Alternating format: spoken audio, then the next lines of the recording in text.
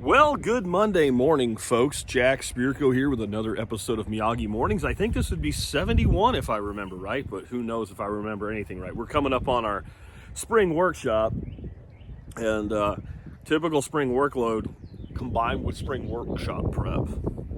Don't trust anything I say as far as memory today. But you can trust what I'm going to talk about today. I'm going to talk a little bit about Bitcoin and Ethereum. A little bit of a different light than we've ever discussed it before.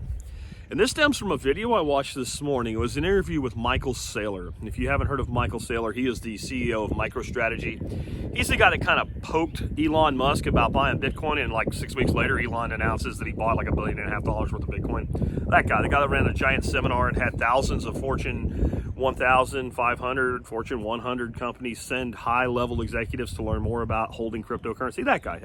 Yeah, there was an interview with him, and it's a brilliant interview, and I really think it's totally worth watching the whole thing. It's a long interview.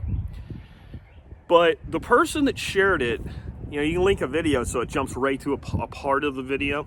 They did that, and it was a part where it was supposed to be a big deal about what Saylor's prediction for the price of Bitcoin was.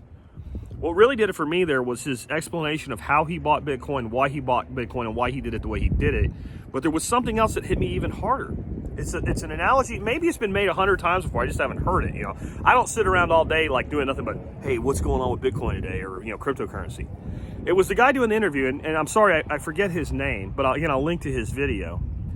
And he said to Saylor, if Bitcoin is digital gold, then to me, what Ethereum is digital oil. And I thought about that for a moment. And I guess I should rehash what people with common sense mean when they say Bitcoin is digital gold. They don't mean it literally is the same as gold. What they mean is it forms the reserve currency for all other cryptocurrency. Because even though that we're not on the gold standard, in the way we are, like, gold is still considered the reserve currency of choice for the rich, the powerful, etc. It's a place that they know they can hold a certain amount of value, and they know the underlying value will be protected. And of course, how do we measure the value of gold today? We don't measure it in how much stuff it will buy, we measure it in dollars. And Bitcoin fits that description really, really well. And it also fits the description really, really well in that I don't know that we're going to replace gold ever. I personally see gold as a fundamentally worthless metal on most levels. It is somewhat rare, but it ain't that rare. It has very little utility.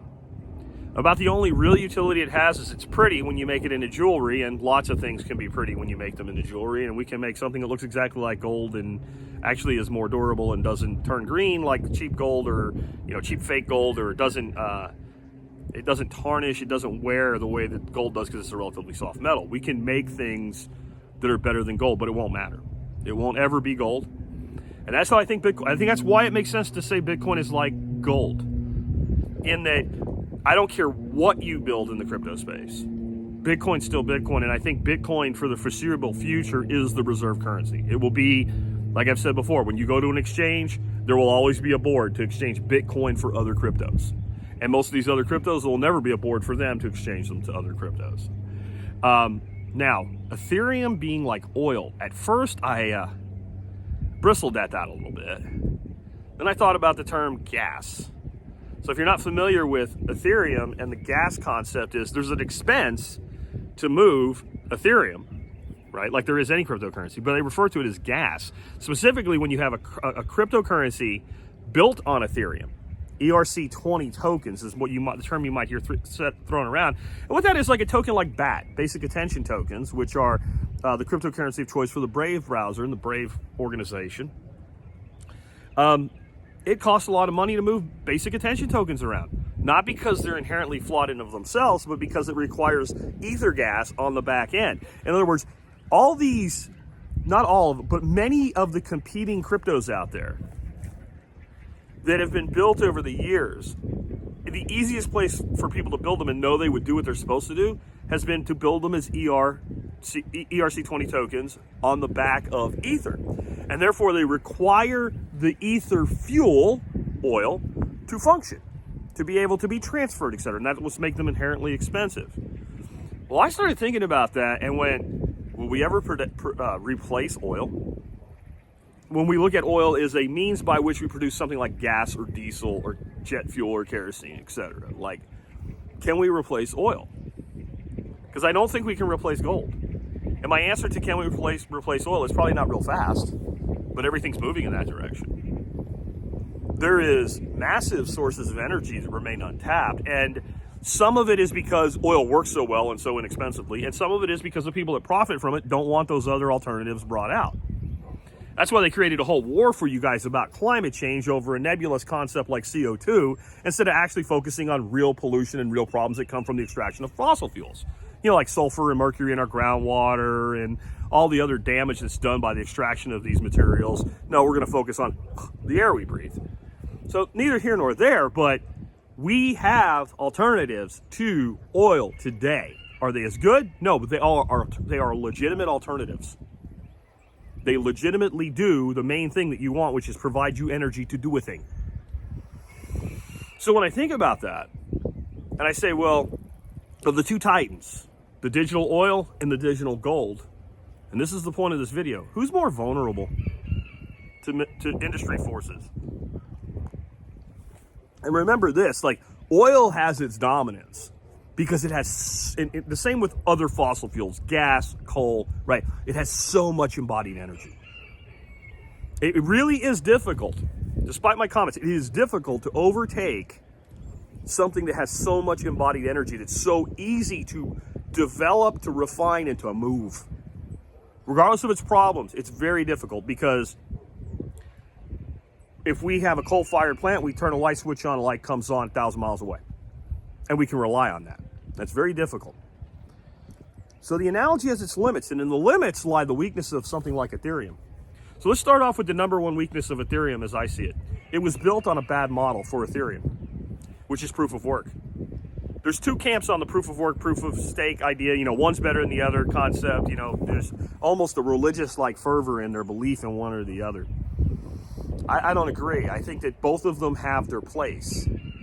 And a cryptocurrency like Bitcoin or a derivative, a fork like Bitcoin Cash or Litecoin or whatever, you can make a strong case for why proof of work makes a lot of sense for them. But they really, and I know you can, with Bitcoin Cash and SLP, you can build on top of Bitcoin Cash, but none of them are really designed to be oil, to be fuel for other currencies. Ethereum was designed to be exactly what it is, that fuel, that oil, that gas that runs other projects. And we know that Ethereum, the people behind Ethereum, believe they made the wrong decision to make Ethereum a proof of work token in the first place. How do we know that? Because they're currently busting ass to try to change it to proof of stake. If they really thought that proof of work was a better model, they wouldn't change it. It's like asking someone who converted from one religion to another if they think the first religion was a better faith. Well, if they did, they wouldn't leave. Now, while Ethereum is doing all this work to try to become a proof of stake currency to solve the problem with transaction speeds, expenses, the cost of doing business, etc., we have multiple currencies that are competing, that are the solar panels, right? The windmills, right? The hydroelectric, the geothermals against oil, like Cardano, like Algorand, and to a lesser extent, things like ARK, which in some ways are maybe lesser but better. They have a weakness, I think, in security, but they have an incredible advantage in the concept of point-click blockchain. So the corporation that wants to know if blockchain will work for them can have a working prototype of a blockchain in 45 minutes with no programming ability, right? Ethereum can't do that. And these other proof-of-stake currencies, they work for everybody, and they work now, and they work fast. They are the solar panel that you could put on your roof for less money than your electric bill. Right now, if you're comparing them not to oil, but to digital oil, Ethereum, they work better in every measurable way now. But you have something that is incredibly difficult to overcome in any space, but definitely the crypto space and the technology space. First mover advantage. Ether did it first. Ether has the confidence, and Ether's working on a solution that most people are like, well, of course it'll work. Of course it'll work. In fact, most people are probably going, why does it take 2 years? If somebody can spin up Cardano in 6 months, why does it take you 2 years? Well, because you have backwards compatibility issues. You need to make the new Ethereum work with all the old Ethereum stuff and be the new Ethereum at the same time. Otherwise, you just have another fork.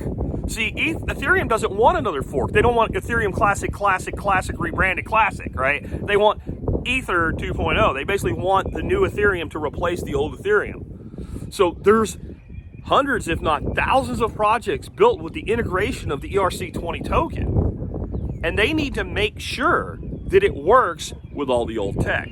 Think about it like this. Oil, how about cars and what have you? What if when, we were building automobiles, we had to make sure they were compatible with the horse and buggy, in a way? That sounds crazy because, well, why would you? But in this case, you have to. What if you had to build a Model T so it was designed that you could just hook a horse up to it and it would work perfectly the way a properly designed carriage for a horse works? This is the challenge for Ether. While they're doing this, all these other upstarts are breaking their necks to make their product better than Ether will be if they pull off fixing it the way that they claim they will. Here's the thing. Doesn't mean Ether won't win. Because there are people that are invested so deeply now that creating an alternate chain on one of these other products is so complicated. It's like you've built a house. What is going to be easier for you? What makes more sense? Add on to it or tear it to the ground and completely rebuild it. Many of these people feel this way. I've made this analogy with WordPress. WordPress is the most popular blogging platform in the world. I run my site on it. I'm not going to lie. To me, it is the easiest thing in the world to use. That's because I've been using it for 15 freaking years since it was invented. Maybe it's not 15, maybe it's more like 12. I don't know. But the podcast will be 13 years old in June, and I built the podcast on it. So it's at least 13 years in June, and I know I was using it before then for at least a few years, so 15 years. So because I've learned all the little quirks as they came up, as new features were added of WordPress, to me, it's like, this is simple. You put somebody on WordPress that's never used it before, they're like, what the hell is this? Why am I dealing with it? What is this shit over here? They don't understand. It takes some effort. However, I believe you could put 6 good programmers into a garage, and in 6 months, they would come out with a blogging platform far more intuitive, designed to work with all of WordPress's existing plugins, right? And have their own plugin strategy, right? So, or some little twerk that could be done to any existing plugin so it would be compatible over here, kind of like Brave and Chrome, right? So same base code, but different output product. And I'll tell you what would happen. The majority of people starting a website are still going to use WordPress. And the people already on WordPress are going to be hard-pressed to move. And the reason is going to be, there's this massive number of developers that know WordPress, PHP, MySQL. They know those 3 things. They can do anything with WordPress. So if I'm a person opening up a new website and I have this incredible array of people ready to do it for me, to do any of the stuff I can't do for myself, I'll deal with it, the clunkiness. But the innovative new person is going to go, wait a minute. Assuming you're going to do something like a team blog or something, you have 20 people working on it or something, putting their own content out, like a news site. This will be faster and more efficient long term. And they're going to use the new technology. And then you're going to have a coexistence. And that's what I see with a lot of these alt currencies and alt chains, if you want to call them that. But I think one of the things we really need to remember when it comes to Ethereum, Bitcoin, and any of the older proven, trusted cryptos, they have that advantage and it will be difficult to ever wrestle it away from them. But we're in a world of tech here. This is a technology race. And the technology underlying Bitcoin is over 11 years old now. If it was 1950 and it was 11 years old, it's not that big of a difference when it comes to computing power and things like we're talking about as far as technology goes. 1941 car, 1951 car, not that different. Go look what a car built in 2021 has tech built into it compared to a car built in 2010, just 11 years ago.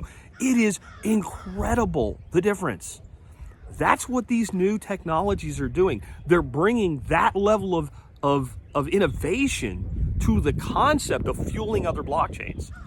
So what does that mean? It means that I'm going to continue to stay mostly invested in Bitcoin and Ethereum, but I'm not going to ignore the other spaces, and I don't think you should either.